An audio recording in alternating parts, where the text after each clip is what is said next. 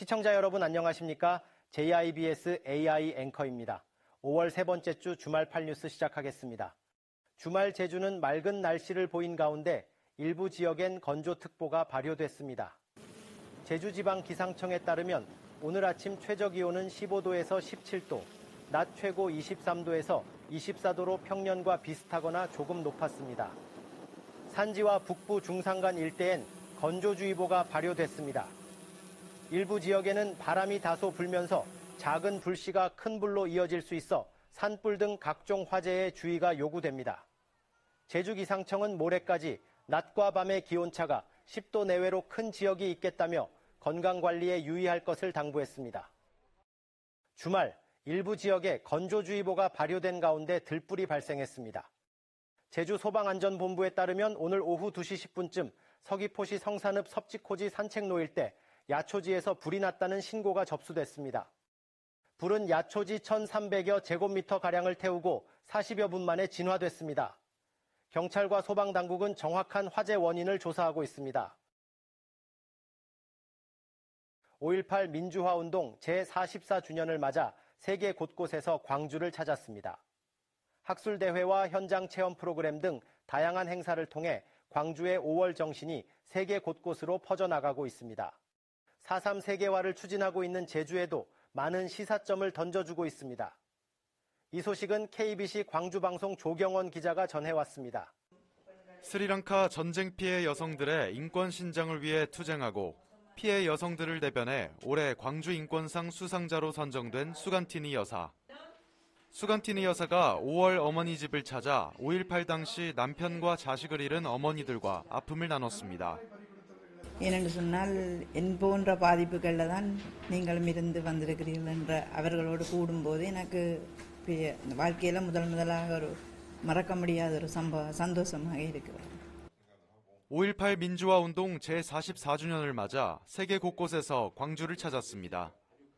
국제학술대회에서 발표자로 나선 미국 켄트 주립대 랜든 행콕 교수는 국가가 폭력을 인정했다는 점에서 5.18의 가치를 찾을 수 있다고 말했습니다.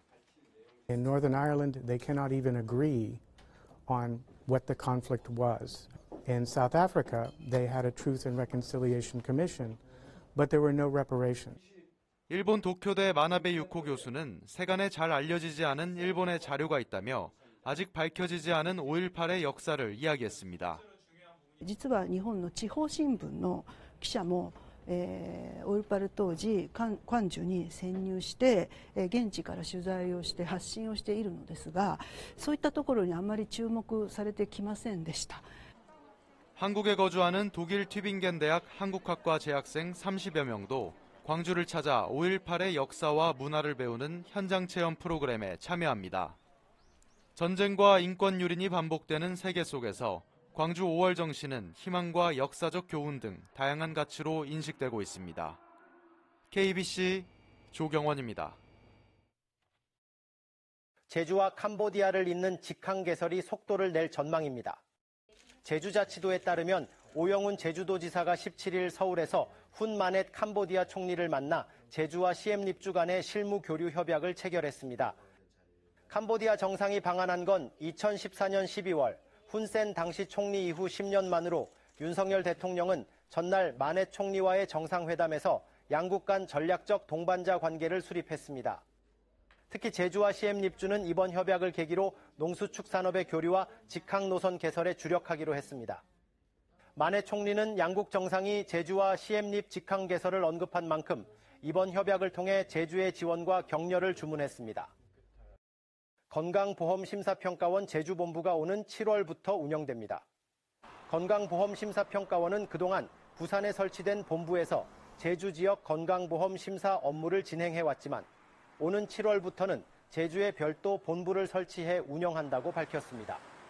이에 따라 제주 특성에 맞는 현장 지원 체계가 구축되고 일선 요양기관의 의료 서비스가 향상될 것으로 평가원은 기대했습니다. 내년 3월부터 장애인 편의를 제공해야 하는 4, 5성급 호텔에 대한 장애인 접근성 모니터링이 실시됩니다. 국가인권위원회 광주인권사무소 제주출 장소는 제주장애인인권포럼과 도내 호텔 39곳에 대해 장애인 접근성 모니터링을 시행한다고 밝혔습니다. 이는 장애인 관광 활동의 차별 금지를 위해 2018년 3월 신설된 장애인 차별금지법 시행령에 장애인 관광에 편의를 제공해야 하는 관광 사업자의 단계적 범위를 규정했기 때문입니다. 모니터링단 모집과 교육은 5월 중 진행하고 모니터링단은 7월까지 모니터링을 실시할 계획입니다. 인권위는 모니터링이 끝나면 분석을 거쳐 9월 중 결과를 발표할 예정입니다. 호텔 수영장 샤워실에서 모르는 사람을 추행한 혐의로 재판에 넘겨진 80대의 실형이 선고됐습니다. 제주지방법원은 최근 강제추행 혐의로 재판에 넘겨진 83살 여성 A씨에 대해 징역 4개월을 선고했습니다. A씨는 지난해 6월 5일 오전 11시쯤 제주시 한 호텔 수영장 샤워실에서 옆에서 씻고 있던 40대 B씨를 추행한 혐의를 받고 있습니다. A씨는 아무 이유 없이 B씨에게 모욕감을 주는 발언 등을 하며 수영복을 잡아당긴 것으로 조사 결과 나타났습니다. 법원은 A씨가 반성하지 않고 B씨로부터 용서받지 못한 점 등을 토대로 실형을 선고했습니다. 혼자 사는 노인에 대한 생활 실태 조사가 이루어집니다. 제주시는 다음 달 30일까지 65세 이상 기초연금 수급자 가운데 1인 가구 2천여 명을 대상으로 생활 실태를 조사합니다. 실태 조사는 방문이나 전화를 통해 주거 상태와 사회관계, 건강 상태 등을 확인하게 됩니다. 제주시에 살고 있는 65세 이상 1인 가구는 2만 4천여 명으로 전체 노인 인구의 30%를 차지하고 있습니다. 경해장학복지재단이 오늘 제주남초등학교 제남누리관에서 2024 경해 인재육성 장학증서 수여식을 열었습니다. 김광수 제주도 교육감 등이 참석한 가운데 열린 수여식에서 재단 측은 고등학생 100명과 대학생 7명 등 모두 107명에게 장학금 1,300만 원을 전달했습니다. 2019년 설립한 경해장학복지재단은 매년 지역인재 육성과 발굴을 위해 장학금을 전달하고 있습니다. 6년간 587명에게 5억 9천여만 원의 장학금을 지급했습니다. 제주 지역 예비 신혼부부를 위한 제28회 JIBS 웨딩 박람회가 열렸습니다. 한라 컨벤션 센터에서 오늘부터 내일까지 열리는 이번 웨딩 박람회에는 제주 지역 20여 개 웨딩 관련 업체가 참여해 역대 최대 규모로 진행됐습니다. JIBS 웨딩 박람회는 제주에서 유일하게 한국전시산업진흥회의 인증을 받았습니다. 20일 세계인의 날과 21일 유엔이 정한 세계 문화 다양성의 날을 기념한 제주 다민족 문화제가 오늘 탐나문화광장에서 열렸습니다.